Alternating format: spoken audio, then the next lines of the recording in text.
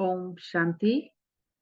इस मुरली का टाइटल है समर्पण की ऊंची स्टेज, श्वासों श्वास स्मृति। मुरली का डेट है 25 जनवरी 1969।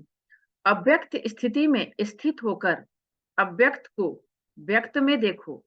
आज एक प्रश्न पूछ रहे हैं, सर्व समर्पण बने हो?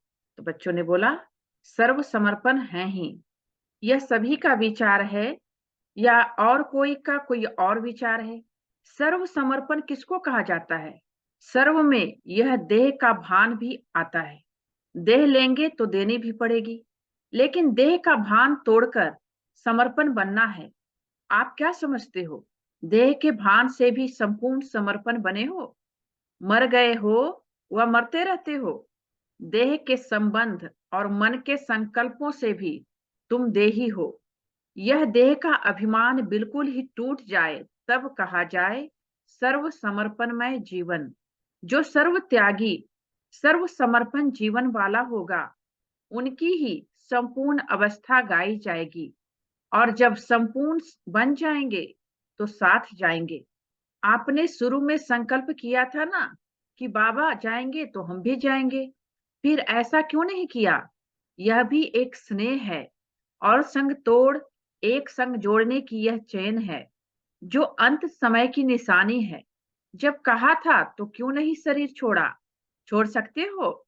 अभी छूट भी नहीं सकता, क्योंकि जब तक हिसाब किताब है अपने शरीर से, तब तक छूट नहीं सकता। योग से या भोग से हिसाब किताब चुक जरूर करना पड़ता है। कोई भी कड़ा हिसाब किताब रहा हुआ है तो यह शरीर रहेगा, छूट नहीं सकता। वैसे तो समर्पण हो ही, लेकिन अब समर्पण की स्टेज ऊंची हो गई है।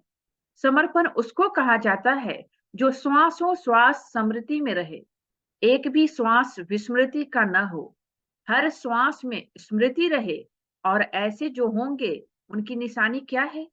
उनके चेहरे पर क्या नजर आएगा? क्या उनके मुख पर होगा? मालूम है? किसी ने कहा हर्षित मुख। हर्षित मुखता के सिवाय और भी कुछ होगा? जो जितना सहनशील होगा उनमें उतनी शक्ति बढ़ेगी। जो श्वासों श्वास स्मृति में रहेगा उसमें सहनशीलता का गुण जरूर होगा, और सहनशील होने के कारण एक तो हर्षित और शक्ति दिखाई देगी। उनके चेहरे पर निर्बलता नहीं।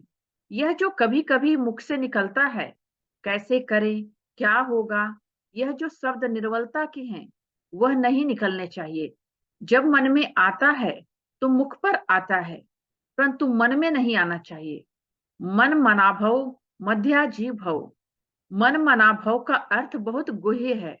मन बिल्कुल जैसे ड्रामा का सेकंड बाय सेकंड जिस रीति से जैसा चलता है, उसी के साथ साथ मन की स्थिति ऐसे ही ड्रामा की पटरी पर सीधी चलती रहे, जरा भी हिले नहीं, चाहे संकल्प से चाहे वाणी से। ऐसी अवस्था हो ड्रामा की पटरी पर चल रहे हो, परंतु कभी कभी रुक जाते हो। मुख कभी हिल जाता है, मन की स्थिति हिलती है, फिर आप पकड़ते हो। यह भी जैसे एक दाग हो जाता है।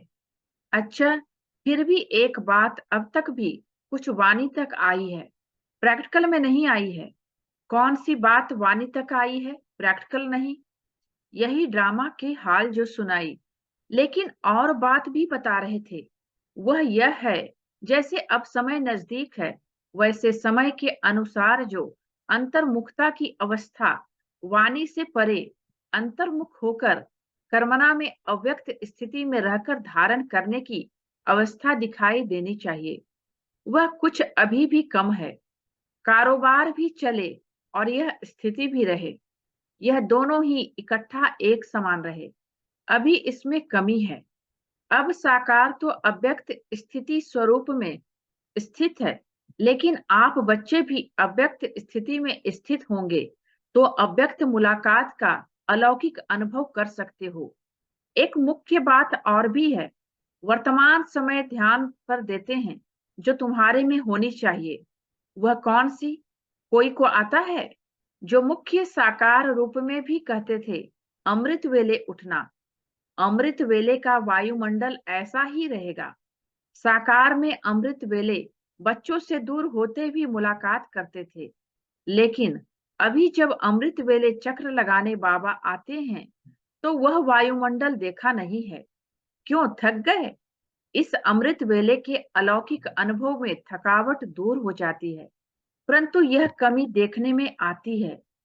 यह बाप दादा की शुभ इच्छा है कि जल्दी से जल्दी इस अव्यक्त स्थिति का हर एक बच्चा अनुभव करे।